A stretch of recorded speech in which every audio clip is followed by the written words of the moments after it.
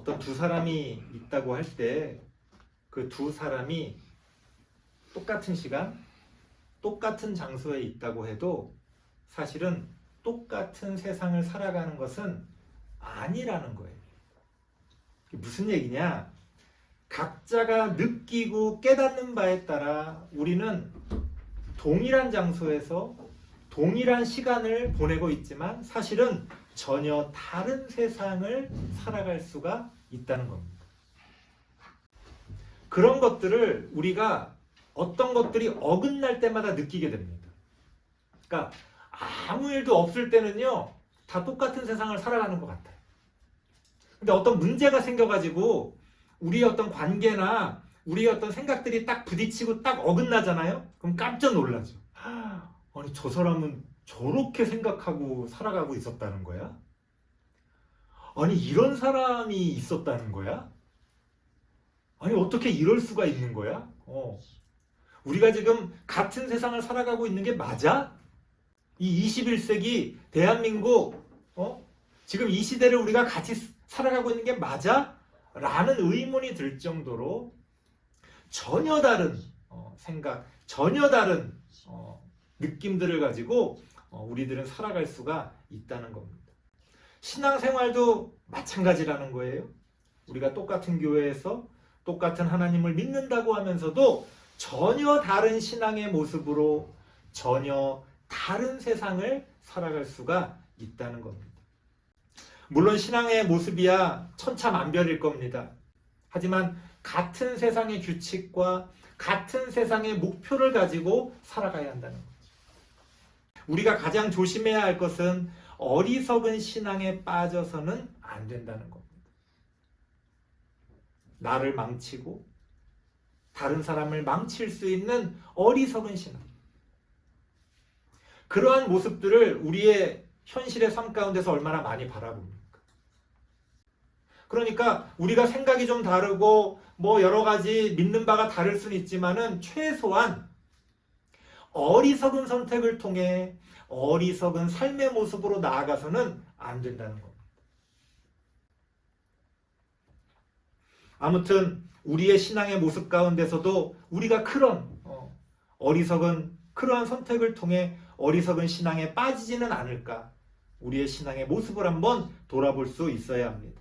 오늘 본문 말씀을 통해서 어리석은 신앙의 모습이라는 게 뭘까? 뭐 여러 가지가 있겠지만 오늘 본문을 통해 우리가 우리의 일상에서 너무나 자주 빠질 수 있는 그런 어리석은 신앙의 모습을 두 가지 정도 살펴봄으로써 우리가 그런 어리석은 신앙을 좀 피할 수 있는 그런 방법들을 생각해 보겠습니다. 첫 번째 7절 말씀 한번 먼저 읽고 이야기하겠습니다. 어리석은 신앙의 모습이 나오는데요. 7절 같이 한번 읽어볼게요.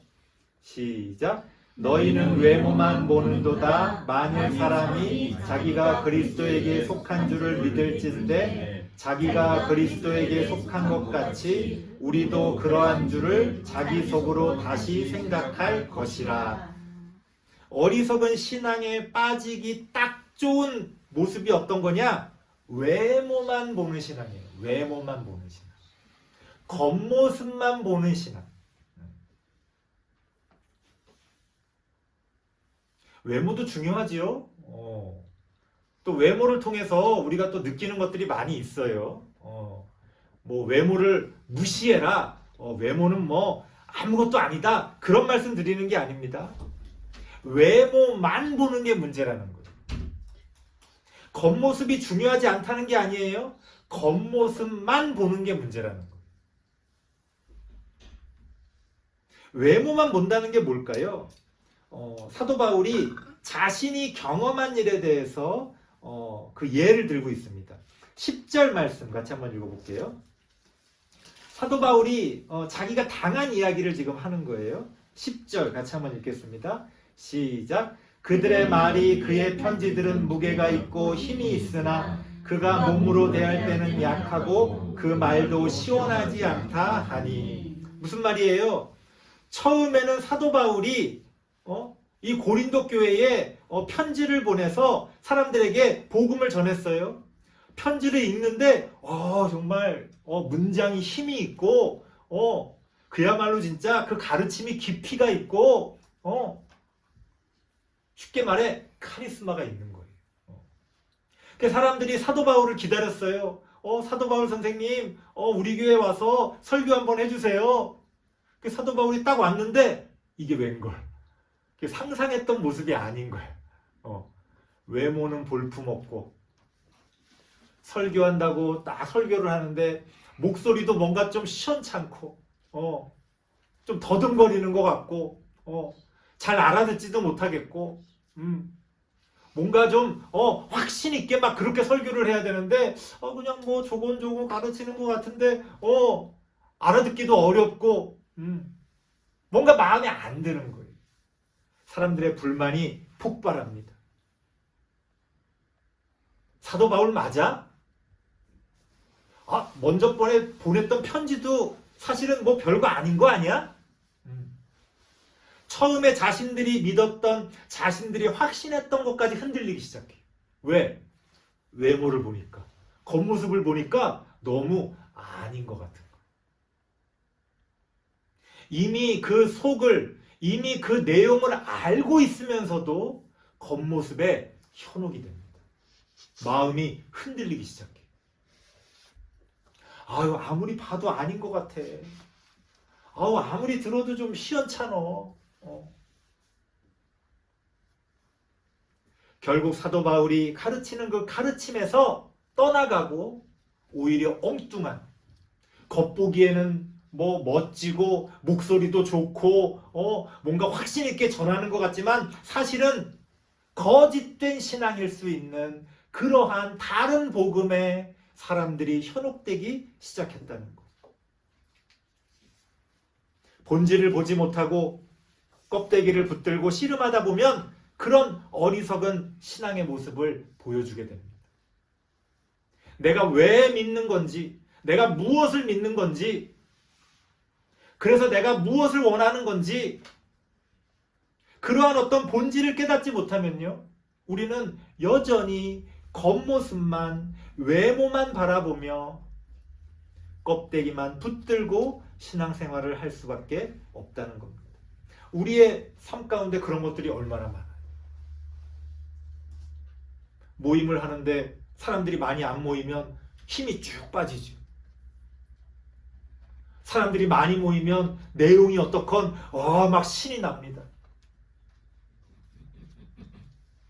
찬양을 한다는 찬양팀이 딱 왔는데 찬양팀의 목소리가 막 그냥 너무 화음이 잘 맞고 너무 보기에 좋으면은 다들 은혜 받았다 그래요. 그런데 뭔가 좀 보기에 안 좋고 뭐가 거슬리고 마음에 안 들면은 은혜 못 받았다고 말합니다. 도대체 그 은혜라는 게 뭐예요? 좋은 음악? 듣기 좋은 말?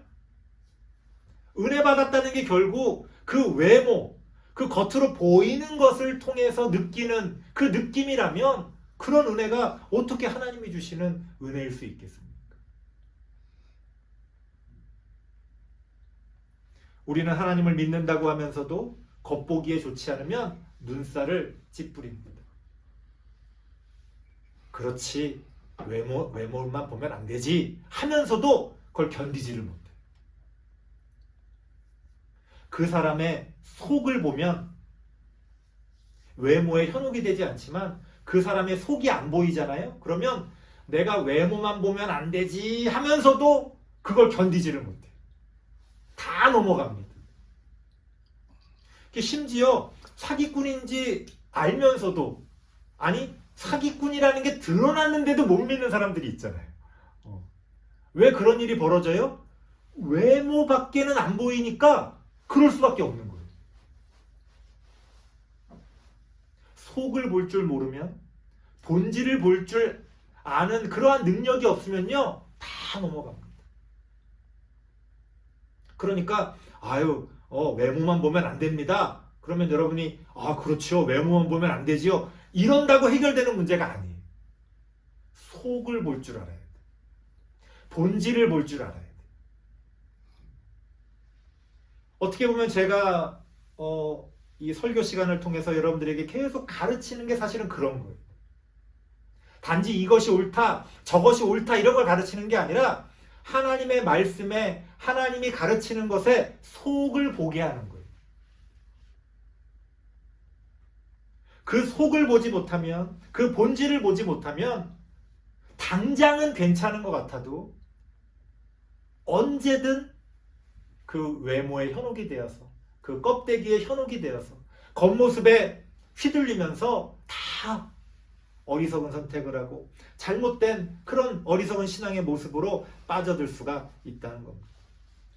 그럼 어떻게 해야 할까요? 어떻게 해야 우리가 속을 볼 수 있을까요? 무슨 통찰력을 배우고 어떤 속을 볼 수 있는 어떤 비법, 특별히 기도를 해서 그런 걸 속을 볼 수 있는 능력을 가져야 되는 걸까요? 아니라는 거예요. 11절 말씀 같이 한번 읽어보겠습니다. 11절입니다. 함께 읽겠습니다. 시작. 이런 사람은 우리가 떠나 있을 때에 편지들로 말하는 것과 함께 있을 때에 행하는 일이 같은 것임을 알지라. 속을 보는 비법 같은 거는 없어요. 하루아침에 본질을 보는 능력을 가질 수는 없어요. 그럼 뭐가 중요하냐? 우리의 삶 가운데서 우리가 함께 있을 때나 떨어져 있을 때나 한결같은 모습을 보여야 한다는 거. 하루아침에 되는 문제는 아닙니다. 남이 볼 때나 남이 보지 않을 때나 가르치는 사람이나 배우는 사람이나 똑같이 함께 있을 때나 떨어져 있을 때나 누가 볼 때나 보지 않을 때나 똑같은 삶을 살아갈 때 우리는 지혜로운 신앙의 모습을 가질 수가 있다. 어리석은 신앙은요, 이럴 때는 이렇게 하고 저럴 때는 저렇게 합니다.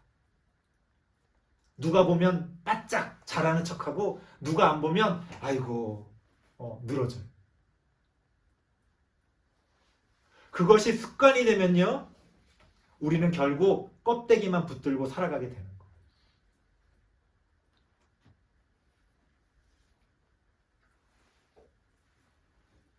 군대 있을 때 이제 막 삽질할 일이 많죠.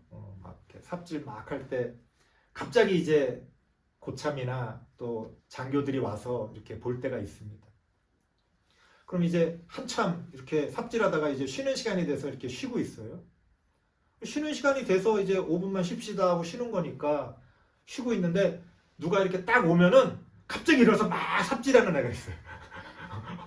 아, 지금 쉬는 시간이라 다 쉬고 있는데 혼자 막 삽질을 해. 그래서 쟤는 왜 저래? 놀랍게도 그 삽질하는 애가 칭찬을 받습니다. 그래서 아니 지금 쉬는 시간이라서 다 쉬는데 근데요 그 삽질하는 애가 칭찬을 받아. 야, 다르다. 그러면 그 다음부터 어떤 일이 벌어져요? 사람들이요 일할 때 일하고 쉴 때 쉬는 게 아니라 남이 안 보면 일 안 하고 남이 볼 때만 일을 해요. 왜? 아니 남이 안 볼 때 열심히 해봤자 아무도 안 알아주니까. 그렇게 망가지는 거예요. 한결같은 모습을 갖는 게 중요합니다.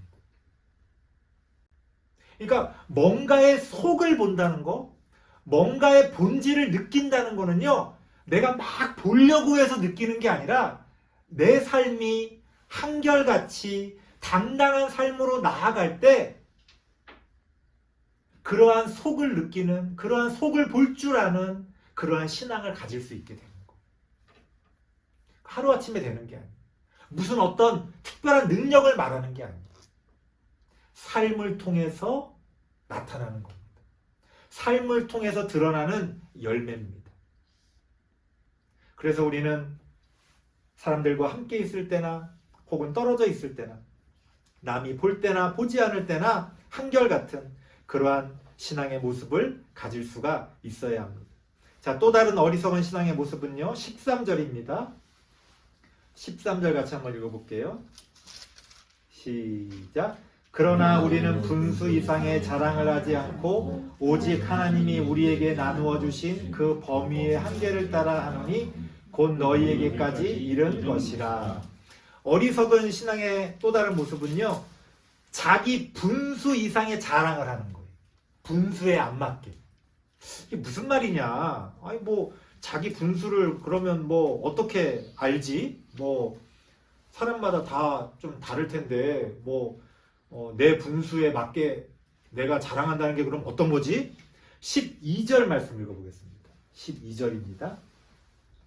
시작. 우리는 자기를 칭찬하는 어떤 자와 더불어 감히 짝하며 비교할 수 없노라. 그러나 그들이 자기로서 자기를 헤아리고 자기로서 자기를 비교하니 지혜가 없도다. 어리석은 신앙의 모습을 딱 보여주잖아요. 뭐라 그래요? 자기로서 자기를 헤아리고 자기로서 자기를 비교한다. 이게 무슨 말이냐?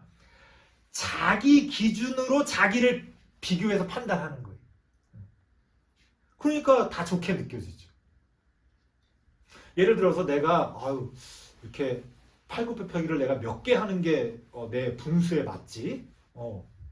했을 때 이렇게 해봤는데 한 10번째 됐는데 힘들어. 10번째 되면 이렇게 힘들거든요. 이렇게 더 하기가 싫어. 힘들어. 할 수도 있겠지만 힘들어. 그러면 더는 못하겠다. 야 나는 10개가 한계야. 그러면 10개만 하면 만족하는 거예요. 10개만 하면. 우리 저는 헬스클럽 이런데 PT 클럽 이런데 안 가봤지만 거기서 이제 PT 막 해주시는 분들이 있잖아요. TV에서 나오면 그분들 뭐라 그래요? 하나만 더, 하나만 더, 계속 하나만 더. 자기 분수가 어디까지인지를 어떻게 알 수 있어요? 사실 알기가 쉽지 않죠. 하나만 더, 근데 하나 더 해. 야 이제 더 죽어도 못하겠다 하는데 또 하나 더 해. 이게 어디까지야 이게 도대체. 근데 어리석은 신앙은 뭐냐? 자기 기준으로 자기가 비교해서 자기가 판단하는 거예요. 됐어. 이 정도면 됐지 뭐. 땀나는 것 같아. 이 정도면 됐지 뭐. 그럼 백날 해도 그거는 백날 해도 그렇게 해서는 발전이 없죠. 어리석은 신앙의 모습이 뭐예요? 자기 기준으로 자기를 비교해서 자기가 판단하고 자기를 칭찬합니다. 그야말로 자화자찬이에요. 그러니 자기 안에서는 아무 문제가 안 되죠. 얼마나 어리석습니까? 자기를 벗어나지 못하는 것이야말로 가장 대표적인 어리석은 신앙의 모습이에요. 자기 생각, 자기 판단, 자기가 느끼는 거, 자기 교회, 자기 경험, 자기 체험, 그걸 못 벗어나는 거예요. 가장 어리석은 그러한 신앙의 모습입니다. 남의 이야기가 들리지 않고요. 남의 이야기를 들으려고 하지도 않습니다. 심지어 그런 다른 어떤 게 존재할 수 있다는 것조차도 안 믿는 거예요. 내가 틀릴 수도 있잖아요. 근데 어리석은 사람은요, 자기가 틀릴 수도 있다는 걸 인정 안 해요. 물론 그 사람이 지금 믿고 있는 게 옳을 수도 있어요. 그런데 내가 절대 틀릴 수 없다라고 생각하는 순간 그 사람은 틀린 거예요. 왜? 우리는 항상 옳을 수 없기 때문에 그래요. 어제는 내 얘기가 맞았을 수 있어요. 오늘은 틀릴 수도 있어요. 이걸 인정 못하면은요, 그 어리석음은요, 대화가 안 됩니다. 그 정도 어리석음에 빠지면 대화가 안 돼요. 그 사람은 자기를 못 벗어나는 거예요. 자기 안에 갇혀 있는 거예요. 자기가 믿는 게 전부인 거예요. 자기가 보는 세상이 전부인 거예요. 그러니까 자기가 믿지 않고 자기가 틀렸다고 생각하고 자기가 못 보는 세상은 다 부정하는 거예요. 다 틀렸다고 생각하는 거예요. 다 정죄하는 거예요. 이미 자기 안에 갇혀 있으니까 들으려고 하지도 않는 거예요. 야, 좀 들어봐. 그래, 네 말이 맞아. 근데 지금 상황이 들으려고 하질 않는 거예요. 아니 그래 네 말이 틀린 건 아닌데 지금 어떤 일이 있었냐면 들으려고 하질 않는 거예요. 그건 뭐 답이 없죠. 답이 없죠. 어리석은 신앙에 빠지면 이렇게 자기 안에 갇혀버리게 됩니다. 더 배우려고 하지도 않아요. 더 들으려고 하지도 않아요. 자기가 틀릴 수도 있다는 걸 인정하지 못합니다. 그러니까 자기 안에서 자기를 보면서 자기가 막 자기를 칭찬하는 거예요. 자기는 행복해. 자기는 진리 안에서 자기는 잘하고 있다고 생각하니까 자기는 행복해. 그런데 나머지 사람들은 다 불행합니다. 그 사람들. 저 사람 왜 저러지? 근데 그걸 깨닫지를 못해.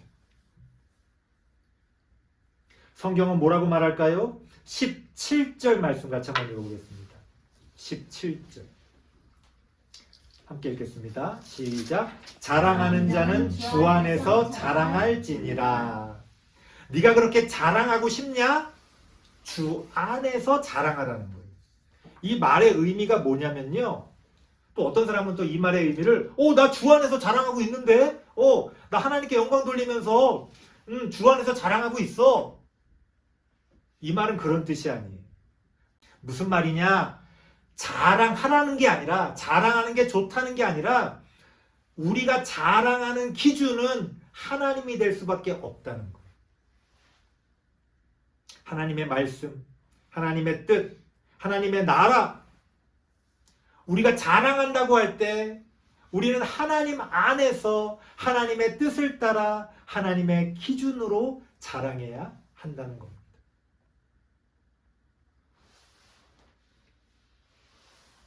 나는 하나님의 뜻 안에서 자랑한다 라고 이렇게 주장하고 싶은 분들이 있으실 겁니다.